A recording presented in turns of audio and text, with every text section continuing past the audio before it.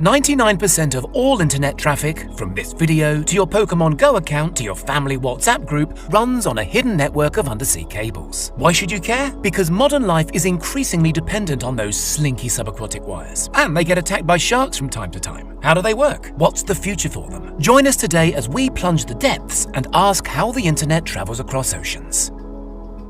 According to the authoritative Submarine Cable Map website, there are currently 493 active or actively under construction subsea internet cables crisscrossing the globe. These range from the relatively modest 300-kilometer Azerbaijan to Turkmenistan wire running under the Black Sea, to the absolutely gargantuan 6,600-kilometer Marea cable linking Virginia Beach in the US with Bilbao in northern Spain. Marea weighs the same as 24 blue whales, apparently. The firms laying down this serpentine superhighway, worldwide there's now 1.5 million kilometers of undersea data wires, are cagey about how much it all costs. But professional estimates indicate a typical transoceanic cable should set you back between $300 and $400 million, which seems like a lot because they're not especially thick, typically around the girth of a garden hose, and that includes layers of protective thixotropic jelly around the all-important fiber optic core, plus multiple plastic sheaths and copper wiring to power the thing. But even so, on average they can ferry an awesome 100 gigabytes per second in data,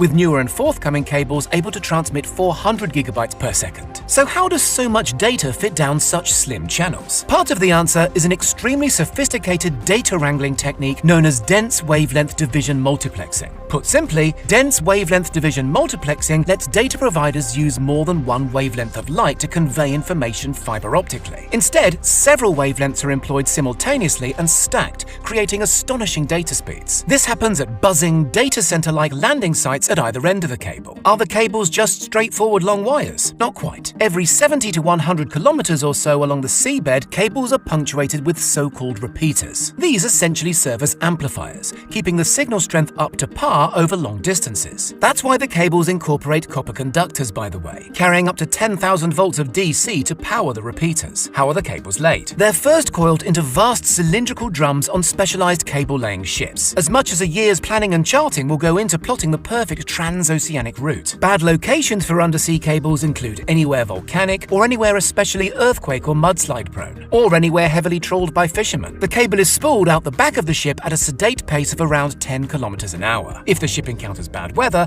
the captain can decide whether to break off the cord, tie it to a buoy, and retreat to calmer waters. When the storm passes, the ship returns to the buoy and picks up where it left off. Accidents and outages on the cables can and do occur. In 2012, Hurricane Sandy in the US knocked out several key transatlantic cables, disrupting networks for hours. In 2011, the Fukushima earthquake in Japan caused similar online carnage. The vast majority of such disruptions, however, are the result of human carelessness, typically trawler nets or wayward ship's anchors. Cables situated close to the shore are significantly more at risk from such disruption. As such, the nearer to land a cable is, the more likely it'll be carefully armor-plated. Many are even dug into the seabed in long dedicated trenches, carved out using ship-drawn plows. Awesomely, sharks have been spotted nibbling on one of Google's subsea cables. Get your teeth into this 2014 clip. More sinister even than that, the US government has consistently warned of interference in the cables from hostile foreign powers like Russia or China. The US government should know all about that. Whistleblower Edward Snowden revealed in 2013 how the NSA had no qualms eavesdropping on fiber optic communications. The geopolitical implications of undersea cables are also fascinating. Last year, the Australian government intervened to prevent Chinese technology giant Huawei from installing a cable connecting Australia with the Solomon Islands. The fear is that China could use the link to gain access to Australia's sensitive internal networks. So who actually owns these cables? That's an interesting question. It's an expensive business, so historically nations or quasi-national telecom providers have picked up the bill. The world's biggest owner of cables remains America's AT&T, with a stake in some 230,000 kilometers of undersea cable. The second biggest owner is China Telecom. Frequently, cables are owned by groups or consortia of up to 50 separate owners, including tech firms, local government agencies, and other businesses.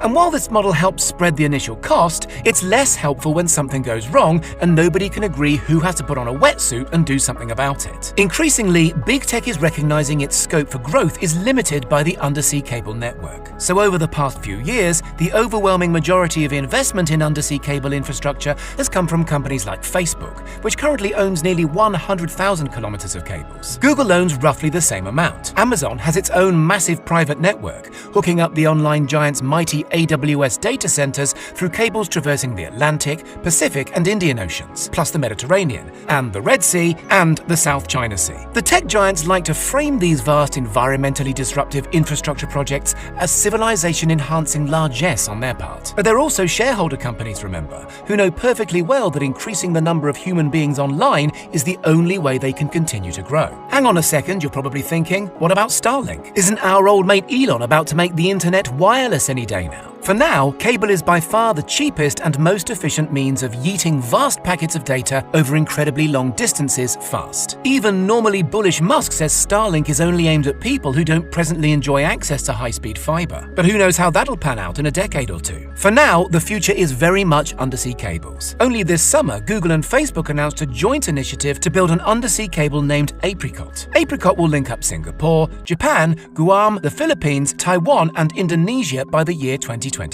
The longest subaquatic cable ever, a 45,000-kilometer billion-dollar monster called To Africa that will link up 33 nations, was just bankrolled by a Facebook-led consortium. What do you think? Will mankind's ingenious submarine network one day look as obsolete as the telegraph? Let us know in the comments. And don't forget to subscribe for more totally wired tech content.